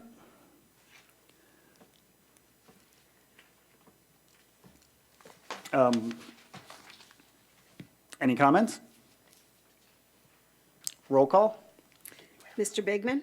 Yes. Mr. Farashudin? Yes. Mr. Finkelstein? Yes. Mr. Lawrence? Yes. Ms. Longley Richards? Yes. Mr. Reddy? Yes. Ms. Bethina? Yes. Ms. Shivani? Yes. Mr. Heinrichs? Yes. Motion passes. Thank you. Dr. Diskin, do you have a few comments? I do.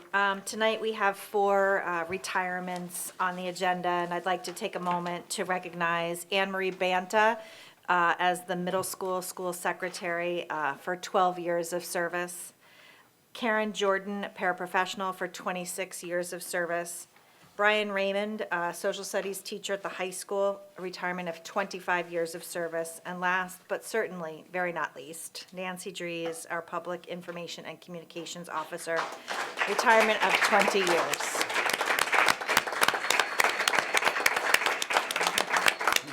Congratulations to all, and we wish you the very best. Thank you, Dr. Diskin. Business agenda items. Any carve-outs? Can I have a motion to move business agenda items M3A through S in consent agenda format? Mr. Finkelstein, Mr. Lawrence can second. All in favor?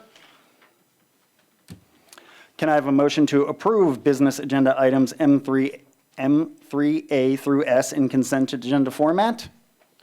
Ms. Shivani, second. Mr. Reddy? A, resolve to approve the preliminary school year 2025 through 2026 budget for submission to the county superintendent. B, resolve to approve the joint transportation agreement with the Sussex County Regional Transportation Cooperative for the 2025 through 2026 school year, which includes ESY. C, resolve to approve the special education transportation contract plus administrative fee with Sussex County Regional Transportation Cooperative for the 2025 through 2026 school year. D, resolve to approve the public school transportation contract plus administrative fee with Sussex County Regional Transportation Cooperative for the 2025 through 2026 school year. E, resolve to approve a parental contract with the parents of student 13690 and 13691. F, resolve to approve a parental contract with the parents of student 16563. G, resolve to approve a parental contract with the parents of students 16896. H, resolve to approve a parental contract with the parents of student 20232. I, resolve to approve a renewal of the transportation contract with the Prevention Specialists, Inc. for CDL federally required drug and alcohol testing. J, resolve to approve a lease with Atlantic Tomorrow's office for a Ricoh IM 9000 copier for Millburn Middle School and a Ricoh IM 460F copier for Millburn High School. K, resolve to approve a purchase agreement with CDWG for the purchase of 796 Chromebooks and 750 Chromebook cases. L, resolve to approve year one of a 3-year license agreement with SHI International Corp. For Sophos security software. M, resolve to approve an agreement with E-Rate Consulting, Inc. to manage the district's E-Rate funding through June 30, 2027. N, resolve to approve a purchase agreement with Keystone Sports Construction for turf replacement at Nigel Field. O, resolve to approve a purchase agreement with Northeast Interior Services, LLC, for the lobby renovations at Millburn High School. P, resolve to approve a purchase agreement with TGG Floors for the vocal room flooring at Millburn Middle School. Q, resolve to approve a purchase agreement with Classic Sports Flooring for gym floor resurfacing and repairs at Millburn High School main gym. R, resolve to approve a purchase agreement with Northeast Interior Services, LLC, for exterior power washing at Millburn High School. S, resolve to approve an agreement with MAP Restaurants and Equipment Supplies for the purchase of cafeteria equipment. Any comments? Roll call, please. Mr. Farashudin? Yes. Mr. Finkelstein? Yes. Mr. Lawrence? Yes. Ms. Longley Richards? Yes. Mr. Reddy? Yes. Ms. Bethina? Yes. Mr. Bigman? Yes. Ms. Shivani? Yes. Mr. Heinrichs? Yes. Motion passes. Thank you. Moving on to policy agenda items. Can I have a motion to approve policy agenda item M4A to approve policy 5710 in second reading? Mr. Reddy, Ms. Shivani can second. Any comments? Roll call, please. Mr. Finkelstein? Yes. Mr. Lawrence? Yes. Ms. Longley Richards? Yes. Mr. Reddy? Yes. Ms. Bethina? Yes. Mr. Bigman? Yes. Mr. Farashudin? Yes. Ms. Shivani? Mr. Heinrichs? Yes. Motion passes. Thank you. Moving on, any old business? Ms. Bethina? I'm not sure if this is old business or new, but I actually had a question. I know the students in the last Board of Ed meeting and this meeting talked about the calendar and like looking at the Feb break. What I wanted to just understand, maybe just for the the public as well, we approved the calendars for the upcoming 2 school years, correct? So this year, next year, and the one after that. Once it's approved, do we go back and review it ever? Has it been done?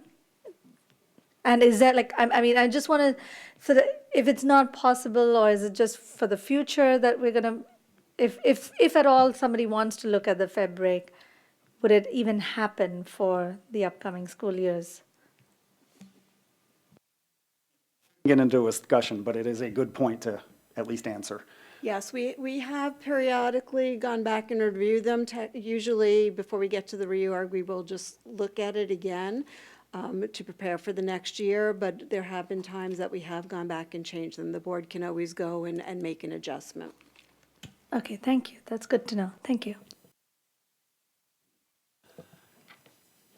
Any new business? That's coming up. Next item, second round of public comments. Same rules as the first time. Please state your name and address for the record. Limited to 3 minutes. We'll post answers within 10 days or the next board meeting.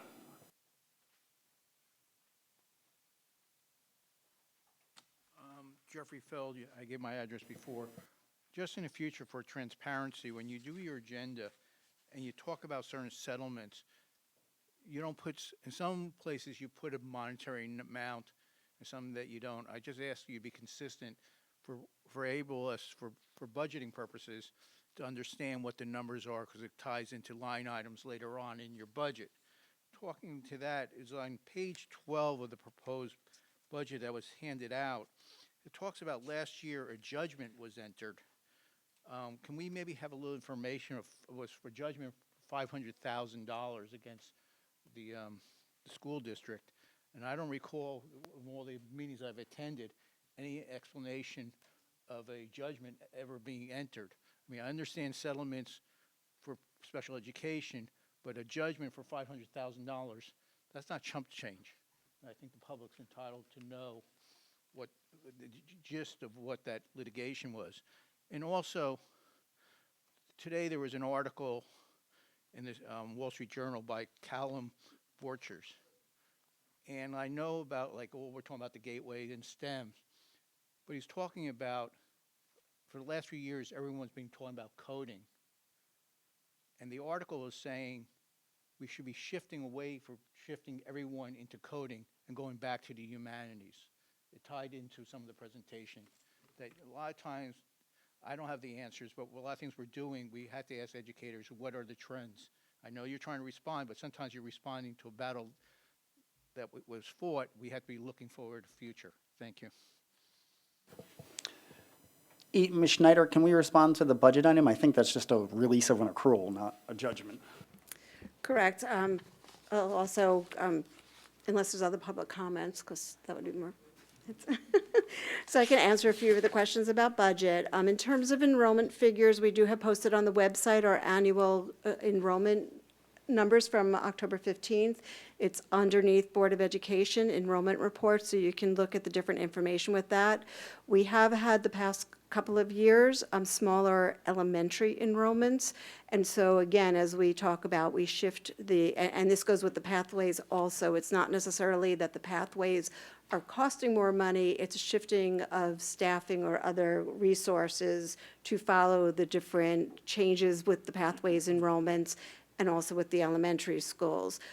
We have, kindergarten is the hardest number to predict, and that's oftentimes what's affecting things. The kindergarten enrollment this year seems to be trending a bit higher than last year, so we're looking at the possibility of numbers going back up. All of that is taken into account when we do the budget.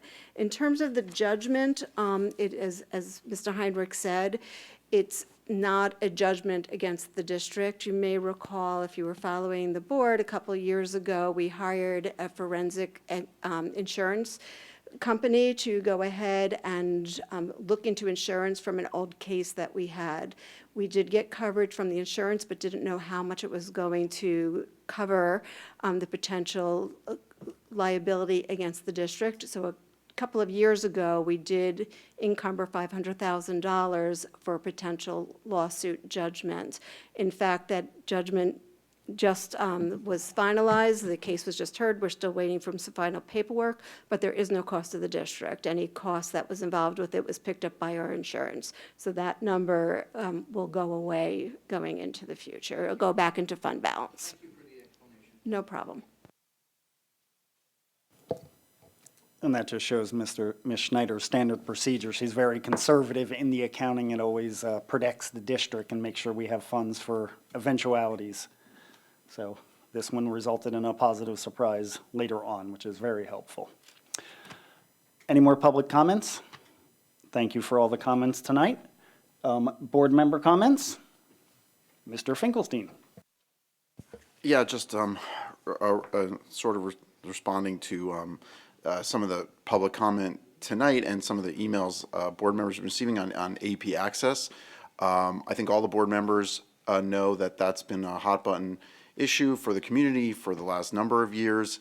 Access was open last year by changing the grading requirements. Then, of course, we changed the grading scales and procedures, and so the sort of impact on where access would end up is a bit in transition right now, I would say. So putting that one issue aside, the ask from the community to examine AP classes earlier in high school and a greater variety and allow more students to enter I can just say it's all being heard by the board members, the program committee. It's being discussed I did mention this tonight, other humanities opportunities in the future are being discussed at the committee level. So we do hear you. The suggestions are welcome. I think the administration is open to all these ideas as well. The high school, Ms. Graff, in particularly in humanities, but as well as other subjects. So we are working to continue to open access, and we understand the goals of the community, and we are working hard at it. I think Mr. Germa's suggestion also received in an email today of the jump is interesting. We can bring it up in a committee meeting and see where it goes from there. But, you know, I thank the community for continuing to send ideas forward. Things that happen at other schools, we don't know them all. There's some good ideas out there, and please keep sending those in. And then thank you to the administration and everybody else for working through some of these ideas. Change isn't easy. We're moving forward. Everyone wants it faster. we are trying. And we will keep trying. So thank you for that. I don't know if Mr. Connolly can, make it just comment on from the earlier person tonight about the 10 spots. Like, I just don't think that's factually correct. In relation to the world history? Yeah. Yeah. So we used targeted language. Targeted is the key word there, because we are looking to start the examination for access to that new AP course in 9th grade at 93 and 93. We are going to continue to review that over the course of this spring, look at who is eligible for that to make sure that we have a good sampling size of students to be able to get a good pilot off the ground. So while there is some truth in the number of books that we're looking to order and some of those things, we are absolutely looking to have that class be a good amount of students to be able to get a good sense of what that looks like. So we're going to continue to reevaluate. We had to start our access at somewhere. We used our accelerated access to from the accelerated level in 8th grade to begin that process to evaluate, but then we will continue to look at that before the end of the year and notify students if they're eligible to be in there and give them an opportunity to make those adjustments in their schedule. Thank you for clarifying, Mr. Conley, and thank you, Mr. Finkelstein. Great comment. Any other board comments? Mr. Reddy? I also want to comment on the pathways. As we conclude the pathways presentation for this coming up academic year, I can't help but express a level of dissatisfaction at the pace of the opening up of the pathways, despite having extraordinary students and extraordinary faculty. With the new rules, I feel like we're creating an ever more complex system of qualification. Last year, when we discussed expanding access to AP courses, the argument for not opening up more was the operational complexity of students dropping out of AP courses, and consequently, the potential need for mid-year change in the number of classes offered for each course and cascading impact on the operation of the school itself. It clearly doesn't look like there was any of that negative consequence this year. Other than the operational complexity, the best argument I've heard for restricting access to AP programs is that the students, either on their own or through parental pressure, could take on more than for which they are prepared. The good intention, therefore, is to protect the students. Even though I said the best argument, I don't think it's really a good argument. The restricted access prevents failure by not allowing students to try. I would posit that the better way to protect the students is to allow them to try, and if they fail, then catch them. There's a clear difference in values we want to impart to our children between the two approaches. Do we teach our children to take risks or be fearful of risk? I think that is a fundamental value difference between the approaches. Another difference between the two approaches is the reaction of the students to the restrictions. While some students might react, I'll show them all wrong. Right? That would be the positive reaction. But other students are going to react with dejection and could underperform or otherwise lose interest in the subject. That is the silent cost of restrictions that is immeasurable and yet tangible to the students and to the community. A few weeks ago, Mr. Shapiro, who is again here tonight, proposed a new method to allow greater access using a set of AP electives.